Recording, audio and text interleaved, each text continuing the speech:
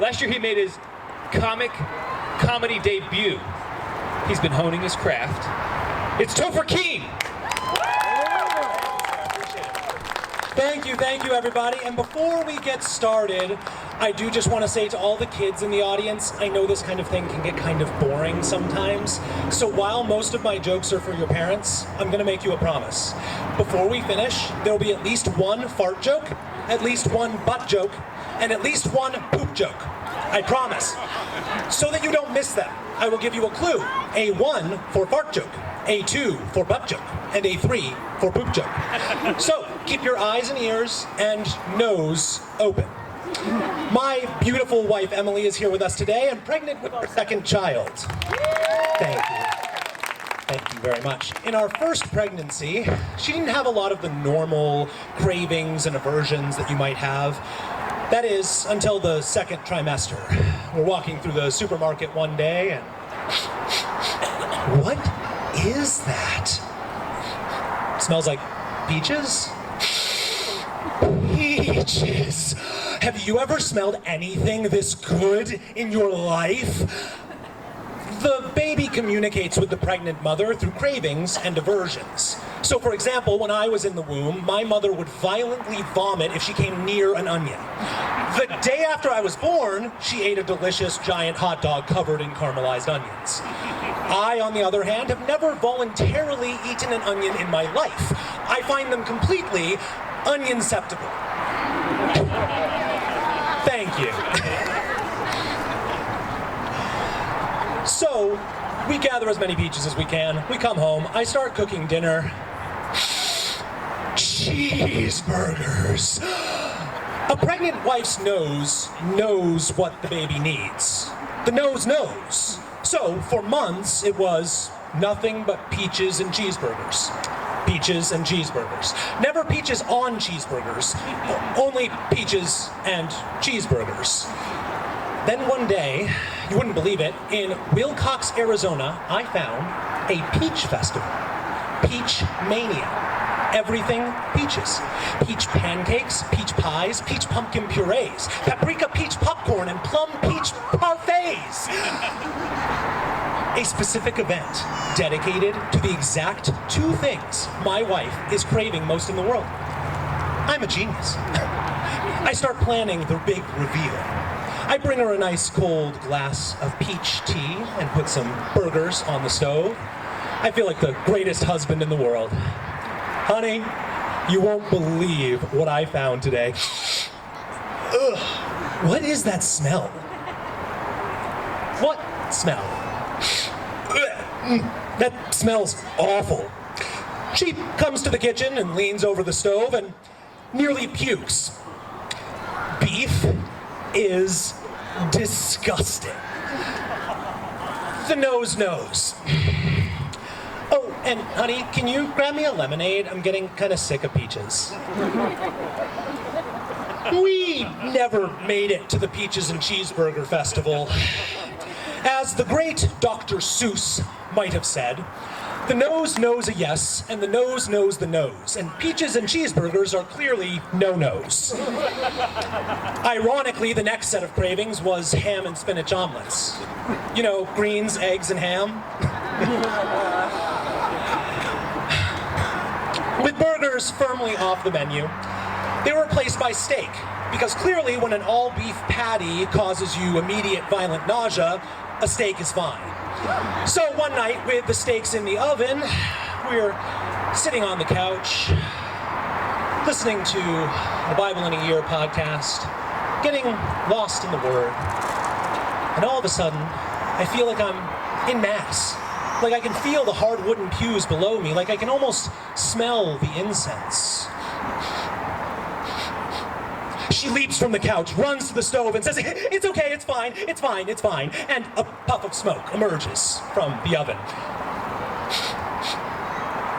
The nose knows. You see, I'm a wise man. I would never directly tell my wife, "I think you're burning dinner." But when smoke is wafting through the house, so I have learned in all of my time as a husband that you need to be as kind to your wife and as gentle as possible as you're doing this. So when the dinner is not going perfectly, we have a special system. We've dubbed this the accusatory sniff. It's a special way of informing your spousal chef that the food needs to be checked without directly saying, I think you're ruining dinner. But there is a special art to the perfect accusatory sniff. Let me show you now. Please give me your quietest, gentlest, softest sniff, like you've woken up the morning after a rainstorm to smell the grass. Beautiful, beautiful, perfect. They didn't hear you. Dinner's ruined. Now give me your loudest, most powerful sniff, like you're filling a balloon in your belly. Great, great, they heard you, you saved dinner. And started an argument about your rude and immature behavior. You must sniff at the impeccably precise volume of pure, plausible deniability. A sniff so subtle that it's almost not noticed, but still present enough to prevent burning down the house. Observe. Your turn. The average American farts 20 times per day. Statistically, that means about one fart every 72 minutes. So with an audience of this size, over our last 1-minute sniff fest, approximately 2 to 3 of you have farted in public. So if you did not pass gas, say thanks to God for his great mercy in sparing you the trauma of tooting surrounded by so many sniffing strangers. And if you were one of the unlucky few, the nose knows. With smoke slowly filling the kitchen, I launch the perfect accusatory sniff. She leaps from the couch, runs to the stove, opens the stove, and says, "It's fine, it's fine." My eyes are watering. It's totally fine. One thing I've learned in 2 years of marriage is that the number of qualifiers before the word fine is inversely related to the truth of whether it is, in fact, fine. She's wafting a towel through the air. It's very likely totally fine. Imagine a priest performing an exorcism. He leaves the site of the possession, and you ask, "Father, how did it go?" "Fine. Totally fine. Very likely totally fine." Let's just say we ordered pizza for dinner. A few months later, I had another kitchen experience that was rivaled only by the birth of my first child. My wife is an absolute superstar. She was induced 3 weeks early and still had a completely pain medication-free birth. Yes, please do. She is a rock star. She is incredibly inspiring. When I held that baby in my arms and set her on Mama's chest for the first time, it was by far the most profound moment of my life. There were no thoughts, no words, just pure emotion. Similarly, I was sitting on the couch one day, my wife upstairs in a well-deserved bubble bath, and I heard a drip. Could have been raining. I looked out the window and the sky was clear. I turned and froze, unable to fully process what I was seeing. There were no thoughts, no words, just pure emotion. I was right. It was raining in my kitchen. Not a hole in the ceiling, not a downpour, just a slow, steady drip, drip, drip from my lights.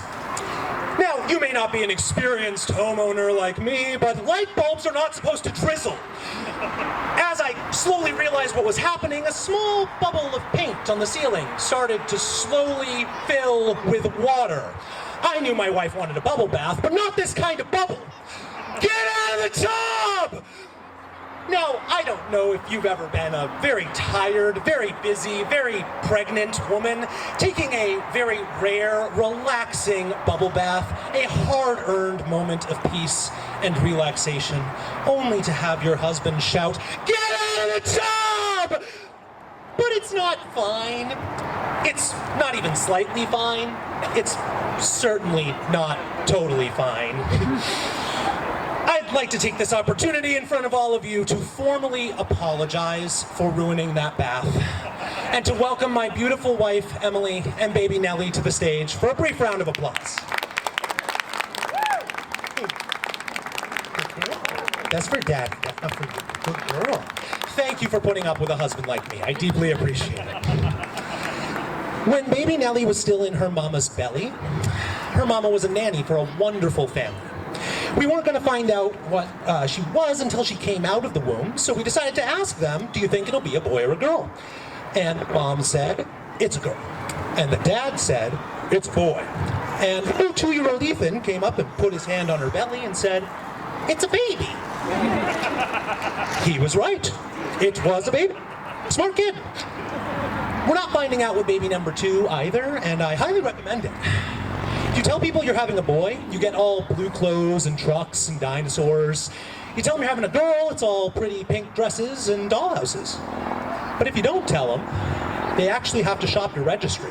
You get bassinets and bottle warmers and, even a bunch of diapers. And don't worry, when they see the cute girl, you still get the dollies and the dresses and the dollhouses. From the day she was born, everyone who looks at Nellie says the same 2 things.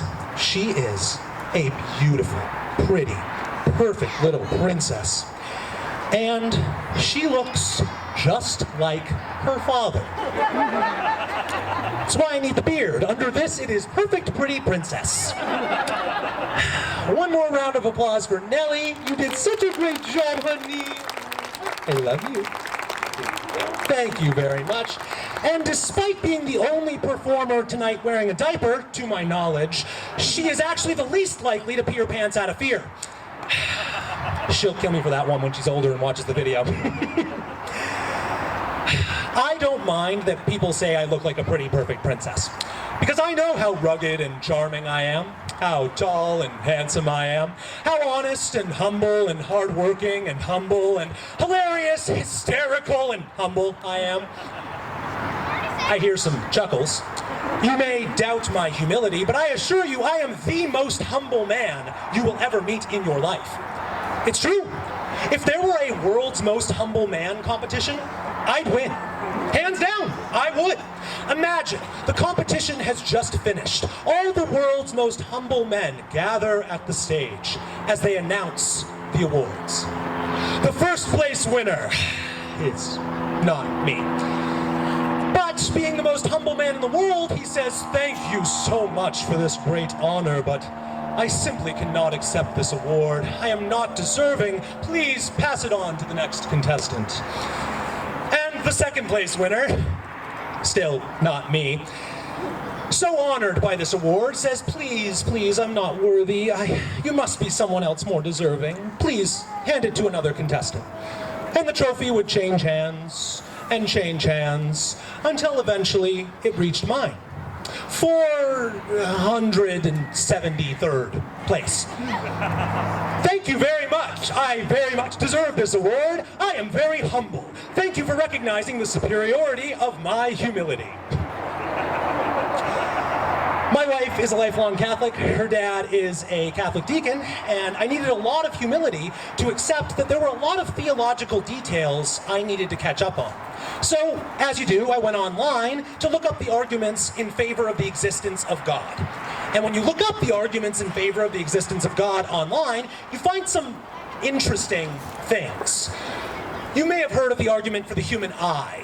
The argument goes something like this, that the eye is so perfectly tuned for vision, so precisely designed, that if even the smallest element was out of place, vision would be impossible. It's a clear demonstration of God's handiwork. It's a moderately convincing argument. Less convincing is a similar argument I saw online from a Protestant about the perfection of the banana. Behold the atheist's nightmare! The banana! Perfectly curved to fit man's hand, soft, delicious, and easy to chew, yet protected in a convenient non-slip packaging. It even comes with a convenient color coding system. Green is too early, black too late, and yellow just right. Clearly the work of an inspired designer.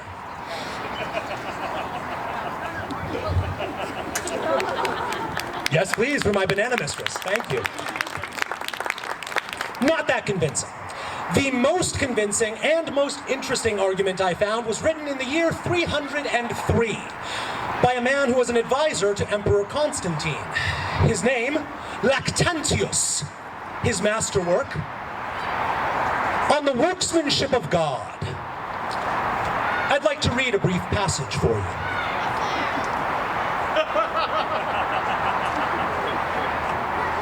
Mark another manifestation of his providence.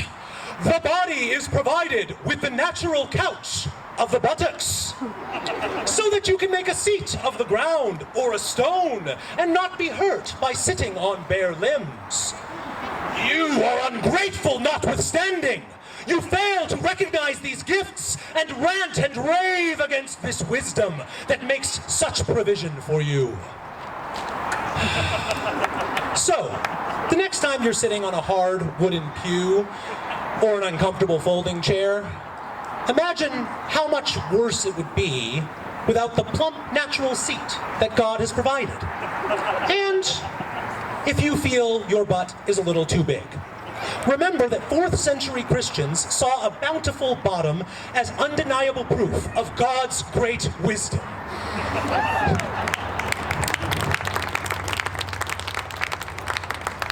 When I married a Catholic, we entered marriage prep, and we spent a lot of time discussing Pope John Paul II.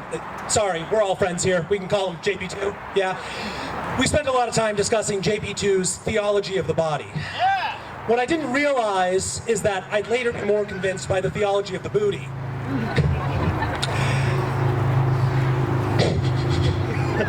I love that one. I'm sorry.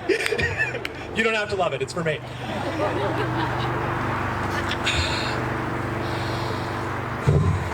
I am a very humble man, so I'm not going to tell you how hard it is to fit in that many butt jokes and keep the language fully appropriate.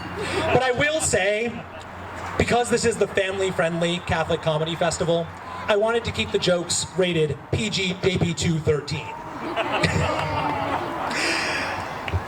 My beautiful baby Penelope was all the evidence I needed that God is real, that He is good, and that He loves us. Is absolutely perfect. And a year later, I've seen, or rather sniffed, a more pungent example of His goodness and grace. You see, as a first-time dad, I actually expected far more accusatory sniffs. And yet, I learned something. Young babies, when fed with breast milk, actually have a slightly sweet smell to their poops. Their dirty diapers are certainly not pleasant, but compared to solid food-eating toddlers, they're far less nasty in both scent and texture. It didn't have to be this way, but God, in His great wisdom, has provided expectant mothers and new mothers and fathers, and mostly mothers, with the gift of diapers that are just a little less terrible than they could be. At least for now. As a convert into Catholicism, I had a lot of vocabulary to catch up on. There are a lot of Catholic acronyms. You know, JP2, JMJ, RTIA, CCD, RIP, BCAD. It seems like mostly they like to keep the consonants and remove vowels. I suppose we all know the value of a good, healthy vowel removement. In the Catholic Church, the acronym BM stands for Bone Memoriae, in Latin, which means of good memory. So to this great list of Catholic acronyms, I'd like to add a humble suggestion. The good memory of breast milk bowel movements, or the BMBMBMs, otherwise known as the bum bum bums. So, the next time you're sitting on your bum bum, or wiping a baby's bum bum, or watching a movie and a suspenseful moment comes up and the orchestra goes, bum bum bum, remember the triune gifts of God. The mercy of sparing you from farting surrounded by sniffing strangers. The wisdom of providing a comfortable butt to sit on. And the kindness of breast milk boobs.